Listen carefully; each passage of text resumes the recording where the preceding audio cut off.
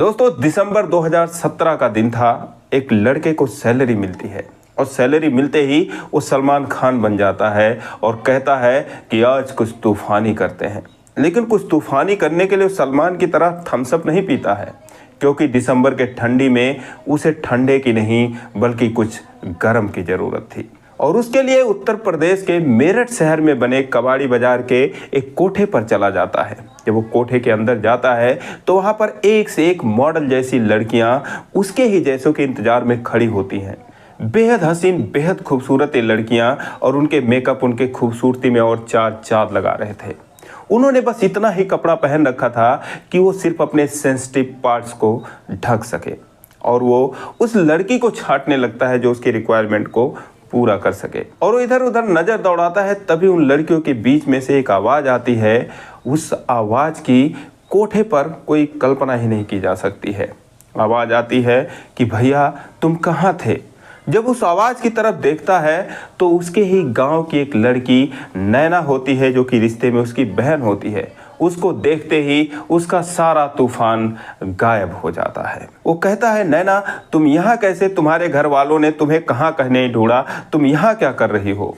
तो बोलती है कि यहाँ बात करना ठीक नहीं है, चलो कमरे में, मैं वहाँ सब कुछ बताती हूँ। जब वहाँ पर वो बताने लगती है तभी उसकी आवाज़ को बाहर से सुन ली जाती है। उसके बाद दरवाजे को धक्का मार के खोल दिया जाता है और ये बोला जाता है कि अब इस लड़के का यहाँ से बच के जाना नामुमकिन है। तो दोस्तों आइए जानते हैं आगे की कहानी इस वीडियो में। लेकिन वीडियो में आगे बढ़ने से पहले बस एक ही रिक्वेस्ट कि आप वीडियो को लाइक कर दीजिए ताकि मेरा हौसला बढ़ता रहे। दरअसल वो लड़का और वो नैना पश्चिम बंगाल के 24 परगना क्षेत्र के एक गाँव के रहने वाले होते हैं।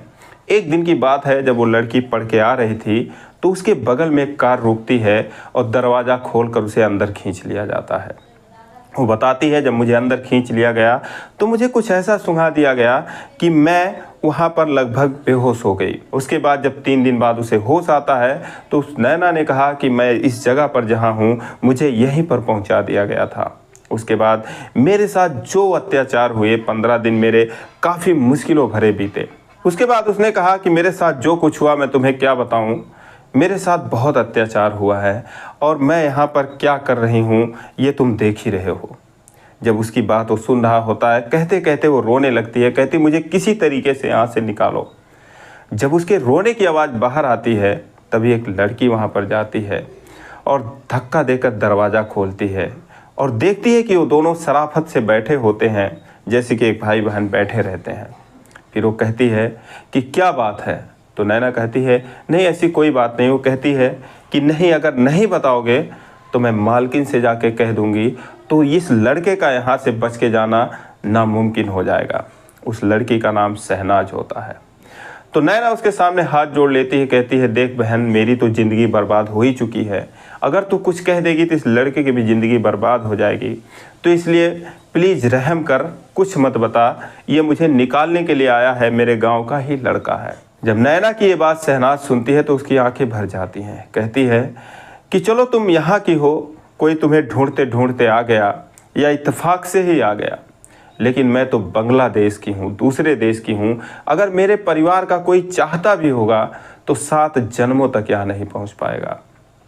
तो उस लड़के को हाथ जोड़ती है कि भैया तुम जाओ, लेकिन जैसे इसको तुम बचाने की कोशिश करोगे तो एक बहन समझकर मेरे लिए भी कुछ कर देना, क्योंकि मेरा एक छोटा सा बच्चा है, वो मेरे लिए तड़प रहा होगा। मेरा पति है, मेरा परिवार है, और मैं उसी बच्चे के लिए, उसी पति के लिए, उस परिवार के लिए जी रही हूँ। वरना मेरे साथ जो यहाँ पर घटनाएं हुई हैं उससे तो मुझे मर जाना चाहिए था। दरअसल जो शहनाज होती है वो बांग्लादेश की होती है, और एक दिन वो अपने छोटे से बच्चे को कुछ ही समय के लिए छोड़कर बाजार जाती है, लेकिन आते टाइम वो गलत ऑटो में बैठ जाती है, जिससे वो रास्ता भटक जाती है। जब उसे याद आता है कि मैं कहीं और आ गई हूँ तो वहीं पर उतर जाती है और पैदल आने की कोशिश करती है, लेकिन तब तक रात हो चुकी होती है। वो एक युवक से पूछती है कि भैया मुझे फला जगह जाना है, कितना दूर लगेगा। तो बोलता, बहन कोई बात नहीं, मैं भी उधर जा रहा हूँ, मेरे गाड़ी पे बैठो, मैं तुम्हें छोड़ देता हूँ।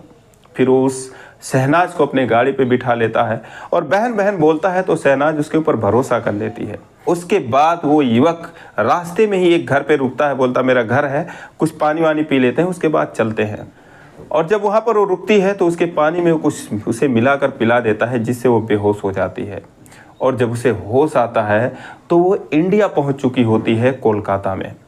जब उसकी आँख खुलती है, वो पूछती है मैं कहाँ हूँ और मेरा बच्चा कहाँ है, तो उसे बताया जाता है कि अब तुम अपने देश से दूर भारत में आ गई हो और यहाँ से भागने की कोशिश मत करना।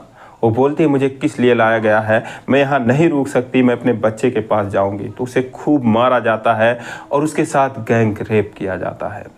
उसके बाद जिसके साथ अत्याचार किया जाता है, जैसे ही वो मुंह खोलती थी उसको पीटने लग जाते थे लोग। उसके बाद उसे इंजेक्शन दिया जाता है, नशीली दवाइयाँ दी जाती है और उसके बाद दिन भर में कम से कम 10 से 20 लोगों को भेजा जाता है उसके जिस्म से पैसे बनाने के लिए।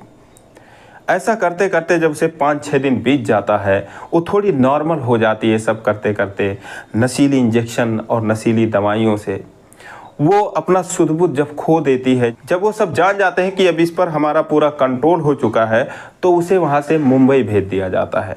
और जहाँ पर चूँकि उसकी उम्र काफ़ी कम होती है, बांग्लादेश में कम ही उम्र में शादी हो जाती है, बच्चे हो जाते हैं, तो वो इतनी मैच्योर नहीं रहती है। फिर उसको इंजेक्शन दिया जाता है उसी तरीके से, और दिन भर में उसके साथ पता नहीं अनगिनत लोग के सामने उसको परोसा जाता है। उसकी ज़िंदगी एकदम नर्क बना दी जाती है। वहाँ पर वो 3 महीने गुजारती है। उसके बाद उसे दिल्ली भेजा जाता है जीबी रोड पर, जहाँ पर उससे 6 महीने ये काम करवाया जाता है। उसके बाद चूँकि इनका काम होता है कि इधर उधर वो रिप्लेस करते रहते हैं लड़कियों को, ताकि उसमें नयापन आ सके कोठों पर। और उसके बाद उसे कबाड़ी बाज़ार मेरठ में भेजा जाता है, जहाँ पर भी उसे 6 महीने बीत चुके होते हैं। उसके बाद जब वो मेरठ आती है और नैना का भाई वहाँ पर आता है, तो जब नैना कमरे में रोती है, उसकी आवाज़ बाहर आती है, तो ये उस कमरे के पास जाती है और उनकी बातों को सुनने का प्रयास करती है, लेकिन फिर भी कुछ समझ में नहीं आता तो दरवाज़ा खोलती है। उसके बाद जब उसे पता चलता है कि अच्छा कोई बचाने वाला होता है, तो उससे बोलती है कि अगर काश मेरे लिए भी कोई आता, लेकिन यहाँ जो भी आता है जिस्म का भूखा ही आता है, अगर तुम मेरे लिए भी कुछ कर सकना तो प्लीज़ कर देना। उसके बाद वो लड़का जो है वो जाता है अपने मालिक के पास अगले दिन और मालिक से बोलता है, ये सारी कहानी बताता है और बोलता है कि मुझे उस लड़की को निकालना है और अगर हो सके तो जो बांग्लादेश की लड़की है उसे भी निकालना है। दोस्तों, फिर वो मालिक फ़ौरन वहाँ से थाने जाता है। वहाँ की जो SHO होती है रश्मि चौधरी, उनसे मुलाकात करता है और सारी बात बताता है। रश्मि चौधरी अपने जो उच्च अधिकारी होते हैं DSP और SP, उन सब से बात करती हैं और उनके परमिशन से उस कोठे पर रेड मार देती हैं। उसके बाद नैना और शहनाज के साथ बहुत सारी लड़कियों को छुड़ाया जाता है। शहनाज पूरे 2 साल के बाद जाकर अपने बेटे से मिलती है, अपने परिवार से मिलती है तो उसकी खुशी का कोई ठिकाना नहीं रहता है। और इधर जो नैना होती है, उससे मिलने के बाद ही वो रात को उसके गांव पर, अपने गांव पर कॉल कर देता है और उसके घर वाले भी आ जाते हैं। और नैना से मिलने के बाद वो सब रोने लगते हैं, लेकिन उसके बाद नैना को लेकर वो अपने गांव चले जाते हैं। तो इस तरीके से नैना और शहनाज दोनों को बचाया जाता है और भी सारी लड़कियों को बचाया जाता है। तो दोस्तों, ये रही कहानी। अगर आपको पसंद आई तो वीडियो को लाइक कर दीजिए और हाँ, चैनल को भी सब्सक्राइब करिए। फिर मिलेंगे अगले वीडियो में, तब तक के लिए जय हिंद।